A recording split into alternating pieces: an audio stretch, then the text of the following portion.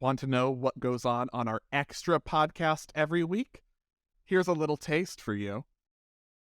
Well, I was saying, we should, I wanted to have more behind the scenes to say about, Chae's live show or, how it came to be or what we talked about, but there's kind of not a story there.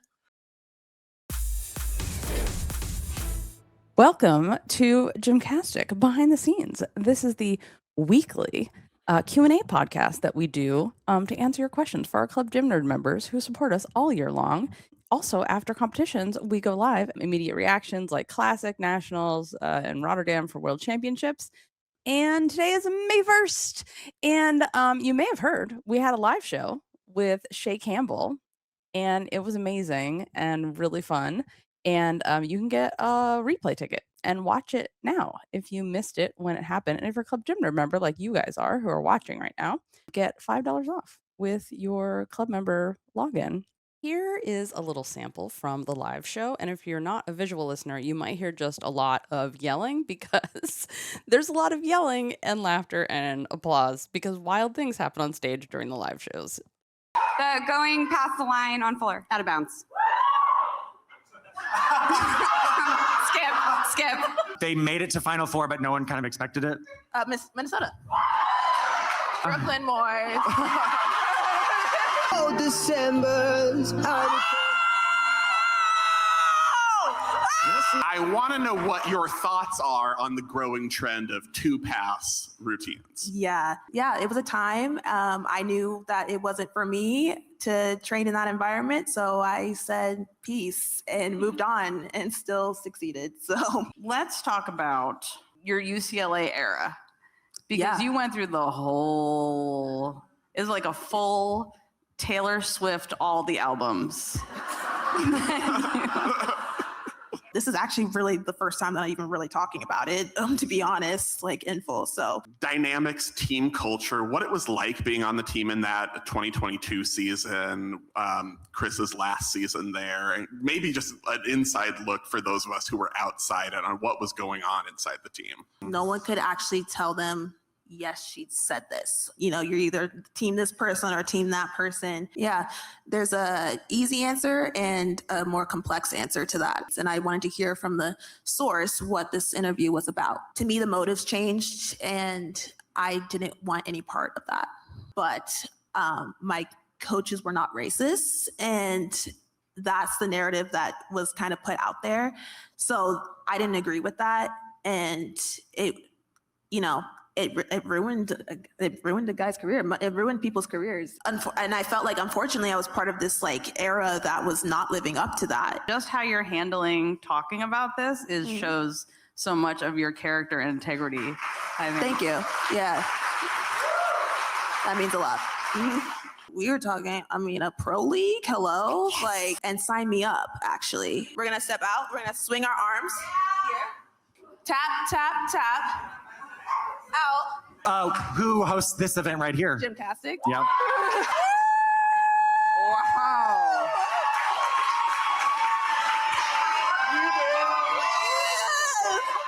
Okay, this finishes our FOMO segment for those of you at home. Come here next year. There's been some inaccurate discussion of how the live show works online, so we just wanted to address that. Well, I was saying, we should, I wanted to have more behind the scenes to say about, Chae's live show or, how it came to be or what we talked about, but there's kind of not a story there. Jessica, a few days before, schedules are really weird. You were like, oh, Chae's going to be there. Chae wants to do the live show. I was like, great. So is she, we can talk about choreography, all of these things. Is she going to want to do, talk about what happened at UCLA and Chris Waller? And Jessica was like, that'll be up to Chae. So she was kind of we were kind of I don't know, whatever, how she's feeling.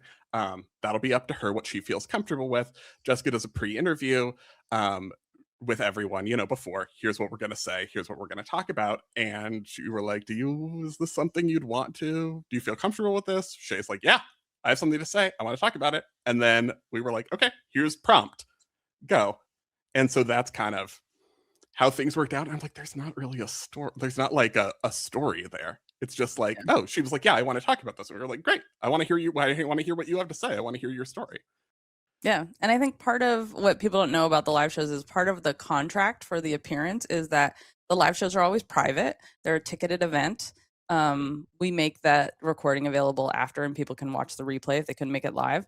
But we can't release anything without the approval of the guest, even a trailer for the show. So that is all a process that we go through, and before we put a trailer out, and it's the same process we went through with Chae for this. And like I said, like yesterday, Chae and I had a really good conversation. I called to check on her and see how she's doing, because there's an athlete who just was, saw a trailer for the show and wasn't happy with what Chae said about the UCLA situation. So I just called to check on Chae, and Chae, being Chae, was like, "How are you doing? I want to check on you. How are you doing?" And I was like, "You are so kind and such a lovely person."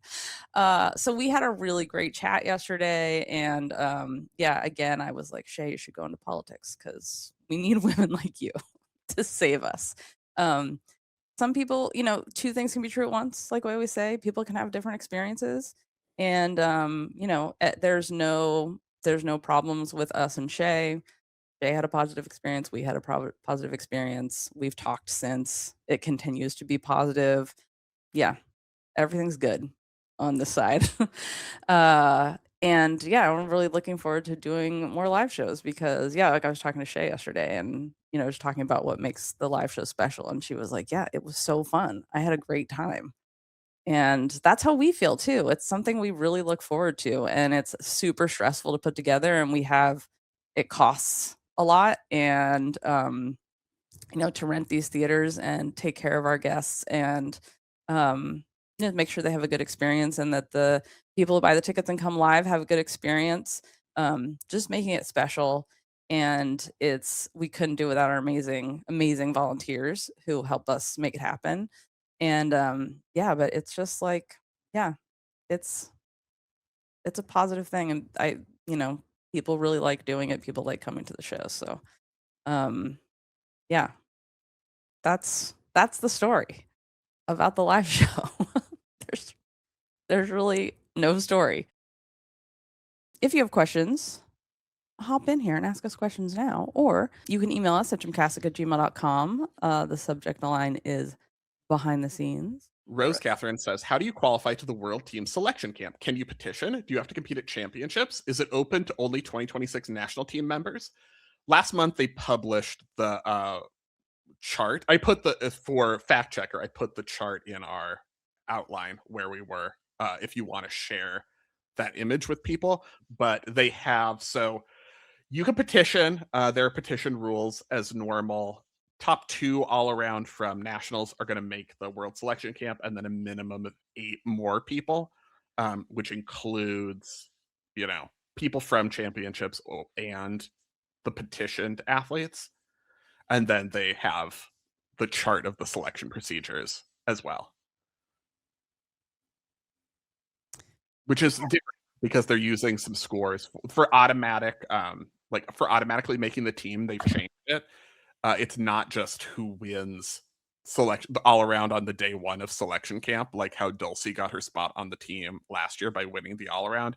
It's going to be, it feels very like 90s, early 90s USAG. It's like 60% weighted your all around score from selection camp day 1, and then 40% is your score from US Nationals. So that's going to matter more in terms of 2 automatic. There are 2 automatic spots that are going to be determined that way, and then the other 3 are going to be from the selection committee.